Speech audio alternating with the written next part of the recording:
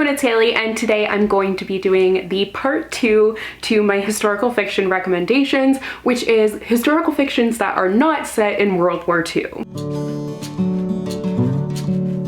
I feel like this is one of the first times where I've said I was going to do a part 2 video and then I actually end up doing it. I just usually end up forgetting. Like, I mean, I don't forget, I just don't get to it. Like years ago, I did a video about like fluffy contemporaries, and then I was like, don't worry, like I'm going to come out with ones, like a video about ones that are more emotional. And then I never did it, although I did kind of recently do a video about books that made me cry, so I guess that could count. But either way, I will link the World War II recommendations video down below if you wanted to check it out. For some reason, it's just like, it seems to be most historical fictions are about World War II, or at least most of the ones that I read. I also mentioned this in that other video, but I feel like historical fiction is the genre that has the furthest to go in terms of diversifying its content. So most of these are set in a Western setting. But if you have any recommendations for historical fictions, specifically YA, that aren't set in a Western setting and aren't following primarily white characters, I would love to hear about them.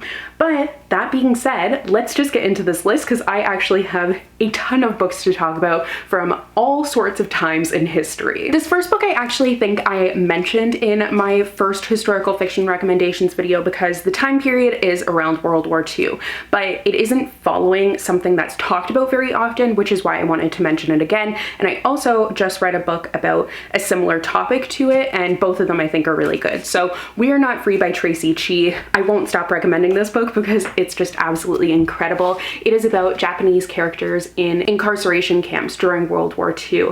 So this is obviously, like I said, the time of World War II, but I feel like this is something that I didn't know about. I didn't know that these existed in Canada, and this book is just tremendously well done. And if you haven't like read it yet with me talking about it all the time, please do. I think this book needs to be read by everyone. It is absolutely incredible. But I also just recently read The War Outside by Monica Hesse, which is also set in an incarceration camp, and this is set in a camp in Texas, and it actually is a bit different than this one because this one focuses on just Japanese characters, but in this one you are following a Japanese prisoner and a German prisoner, and they both are incarcerated in this camp, and it's just about their daily lives. They're both just really fascinating reads and taught me a lot, and like will absolutely break your heart, but they're totally incredible. So I did want to mention these if you were looking for a little bit of different historical fiction. So for the actual not World War II related books,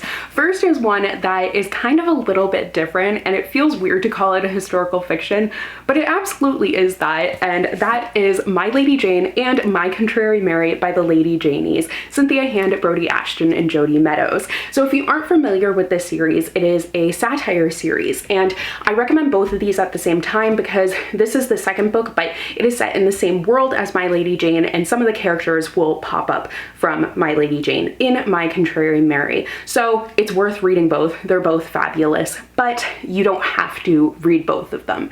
I just recommend that you do. So these are set in the Tudor era. In this one, you are following Lady Jane Grey, who is the 9 days queen. She was queen for 9 days and then she's beheaded. And then in this one, you are following Mary, Queen of Scots. But these stories, as I mentioned, are satirical, so there's a little bit of twist to it. The authors just like completely upend history. They follow it and then they're like, okay, we're not gonna follow it like at all anymore.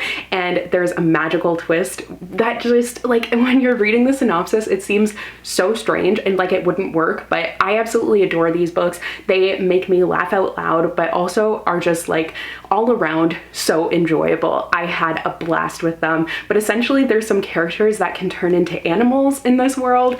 It's just very, very interesting because it also is commentary on like actual society and stuff. I think the stories are super clever, and I really recommend this series. These two in particular, I think, are the most historical fiction ones.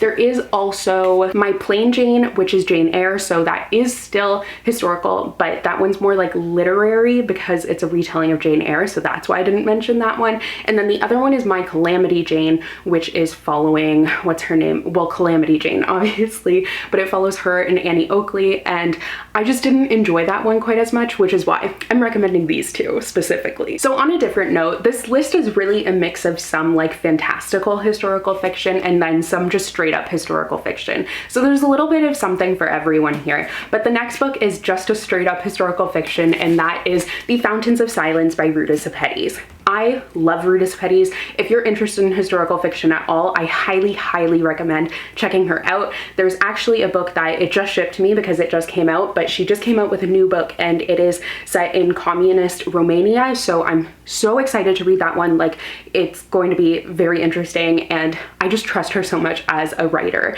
And this one blew me away and I really, really wasn't expecting it. This is set in Spain when there are a bunch of Americans coming and seeing this idealized version of Spain, but actual Spanish people are living in fear. They're under a terrible dictatorship and they have like all this fallout from the Spanish Civil War, and there are so many terrible things going on, and you're following a character who is Spanish but lives in America and was born in America and is coming to visit Spain for the first time, living in this really, well, not living, but visiting this really grand hotel. And then you're following a housekeeper of that hotel, and her parents were killed because they were on the not right side, according to the government, of the Spanish Civil War, and she is like, she knows the truth of what Spain is. So I feel like anything I say about this book isn't going to do it justice because it's one of those just really indescribable books. It's so incredible and like heartbreaking and touching. You really get to know these characters and what they're going through and their story, and you learn so much. Like, this taught me such a scary part of history that I didn't know about at all. Like, there are a lot of storylines going on in here, and at times you're kind of like, why am I being like brought here? But then it all ends up making sense in the end. So it's a really expertly woven story and entirely incredible. Anything by Ruta Sepetys is, and she does write about like little known parts of history, which I love. So I still have one book of hers that I haven't read other than the one that just came out, but her other two books are set around World War II, but they are kind of different parts of World War II that you don't get to read about a lot. I just recommend that you check her out, but this one is a great non-World War II centered historical fiction. Moving back to more of a fantastical read, this is actually a thriller twist on a historical fiction, and that is The Diviners by WW2. So this really is the perfect historical fiction if you are someone who likes mysteries and thrillers and kind of likes to be a little bit spooked. This is a great one. But one of the shining things about it is its 1920s New York setting. It does a fantastic job of building up that setting, which then provides the perfect backdrop for this ghost story that goes across giant books. So it's like, it's really just an epic saga, but as it unfolds across the books, you are truly transported to 1920s. Everything from the characters, the way that they speak, the way that they act, the way that everything's described just brings you there. Like, I don't even know how to describe it, but listening to the audiobooks for this series was my favorite way to consume it because it just felt like I was in the 1920s. I was at a speakeasy. I was like a flapper, and I just loved it. So 1920s, I feel like, is another historical era that I wish that there was a little bit more historical fiction about because I find it really interesting, and I do actually have a few that I still need to read, but I think this, and then there might be one other one that I've read, and those are the only two that I've read. So I definitely need to read more, but this one is like a shining star amongst historical fiction. This next book is actually kind of similar in the way that it's a spooky take on history, and that is In the Shadow of Blackbirds by Kat Winters. So this is actually set during the Spanish influenza outbreak, and it takes a different twist on things because, as you can see from the cover, like, photographs are a big thing, and there are ghosts that are showing up in photographs. So there's kind of a mystery storyline there. Obviously, you might not want to read about something dealing with the Spanish influenza right now with everything that's going on in the world, but when I read this book, I did find it very interesting, and it was definitely something that I hadn't heard about before. And this does also kind of deal with World War I a little bit as well because of the time period, but it's still a really interesting view of like a time period where death is all around, and then you have people who are grieving turning to these photographs where ghosts are showing up in them for comfort. It's super interesting, kind of a Victorian twist in a way there, but yeah, I really liked it. Next is The Last Night at the Telegraph Club by Melinda Lowe. This book was everywhere last year, and it's for good reason. I'm really glad that I read this one, but this is set during the 1950s in San Francisco, and and it's during the Red Scare, so like everyone is worried about communism and stuff, and you're following a main character who is a Chinese American girl, and she is questioning her sexuality. She's really trying to figure out who she is and explore that a little bit, but it's also obviously a time when that's really not widely accepted, and especially with her being a Chinese American girl, she's already dealing with so many prejudices. So she is just having a very hard time figuring out who she is, but she ends up going to a drag show and seeing this drag king and exploring who she is through that experience and forming a great relationship. And like, this is just such a heartbreaking story, but it was something that I have never read before. I've never read about gay culture and history and how spaces like that for queer people existed and how they were like policed and everything. And I think this did a great job of mixing story with historical information. It was just such a fabulous read, and I was taken aback by it. I just felt for the characters, and I think that's one of the good marks of a historical fiction, is that I feel for the characters and I can put myself in their shoes and like feel the struggles that they're going through. I think that having strong characters in a historical setting makes me just fall in love with it. Next up is The Black Kids by Christina Hammonds Reed. This is actually kind of an interesting historical fiction because it's more recent historical fiction. I feel like kind of sad saying it's historical fiction because it's set in the 90s and I was born in 95, and that just makes me feel old. But I mean, I also realized that like kids who are born in 2000, they're 22 this year. That's just wild to me. But anyways, this one is set in 1992 in Los Angeles at the height of the Rodney King riots. And the main character is a black girl, and she suddenly goes from just being like friends, carefree, living her life, to being one of the black kids. She's singled out for her race, and it's about how her world has completely shifted, and in the face of these riots, everything that's going on around them. So I felt like this was a really timely novel, and the character was especially a very fascinating lens to see such a time through, because she is very unconcerned with things like that and her race, and she suddenly kind of has an awakening about that. So it was a really interesting contrast between her and her sister, and I think the author did a great job of that. And I've just never really read a historical fiction where the character doesn't really see like the problem that there is, if that makes sense. Of course, I couldn't really talk about non-World War II centered historical fiction without mentioning Lovely War by Julie Berry. I'm so happy that I have gotten so many of you to read this because I just adore this book. I think it's fabulous. And if you don't, that's fine. Like, as long as you read it, I'm happy, but you also don't have to read it. But I recommend that you do because it's incredible.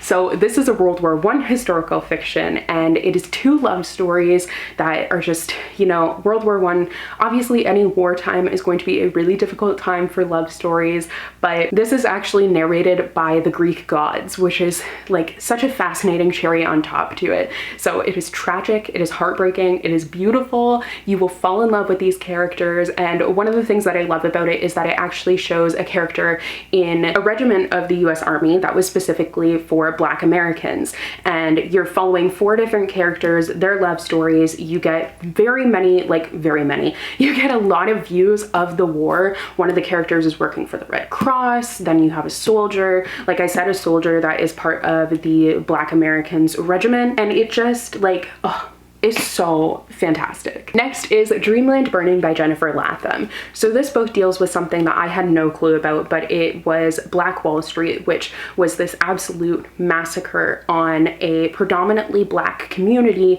in Oklahoma in the 1920s. So the community of Greenwood just was completely attacked by this vicious white mob, and you're finding out about it through a modern lens, which is super fascinating to me. So it starts off with a character in modern times. Her family has bought a house, they're renovating it, and she ends up, like, they discover that there's actually a skeleton hidden in the floorboards of the house. So the main character takes it upon herself to figure out more about this skeleton, who it might be, the origin of it and everything, and it's alternating between her trying to figure out this mystery and piece it together, and back in the 1920s when the actual massacre happened. You're following characters as it's building up to that moment. So it's a really startling read in its violence and like unflinching honesty about the time period and everything that was happening, but it also shows how things like that happen in modern day as well. So it was just very well done and a very interesting look at things. Next is Stalking Jack the Ripper by Carrie Maniscalco. I'm surprised that I don't really have more Victorian recommendations for you guys, but I mean, I'm sure if I really looked, I could find more. This was just like the first one that came to mind, and as I was looking through my read books, I couldn't really think of anything else, so we're going with this one. But this is actually kind of a forensic tale, so it's dealing with the main character, and she wants to be a forensic scientist, but in the Victorian times, that's really frowned upon, obviously. So her uncle is helping her and mentoring her, and she's able to study forensics. And then Jack the Ripper hits, so there's like a really brutal murder mystery going on as well. This also has a really swoon-worthy romance, but the Victorian setting is part of what made me love this book, which is why I feel like it is a great historical fiction. I actually don't think I have my copy anymore, but I just thought of this book, but A Mad and Wicked Folly by Sharon Biggs Waller is a really great one that is set during the women's suffragette movement, which is super interesting. So if you were interested in that, I would definitely recommend it. But I have one more YA author to recommend to you guys, and then I'm going to get to a couple of adult books. So the YA author that I have to recommend is definitely Stacey Lee. She has written so many fantastic historical fictions, and I just started reading her last year, I think it was, or the year before, but whenever it was, I just fell in love with it. So we have Under a Painted Sky, which is set during the gold rush, and it follows a character who she's framed for the wrongful murder of someone, but it was actually in self-defense, and she ends up having to flee, and she flees with a fugitive from slavery, and the two of them are disguised as men and going to California during the gold rush. Then we also have The Downstairs Girl, which is about this girl who she's working as a ladies' maid in Atlanta in the 1890s, and the person she's working for is really horrible, and she ends up starting this column that is to show like how to be the perfect southern genteel lady, and it's very interesting and a lot of fun. And then she does have another book, but I haven't gotten the chance to read it yet, but The Luck of the Titanic is her most recent book, and this was so fabulous. This is about the Titanic, obviously, and you are following the Chinese passengers on the Titanic. It's actually based on the fact that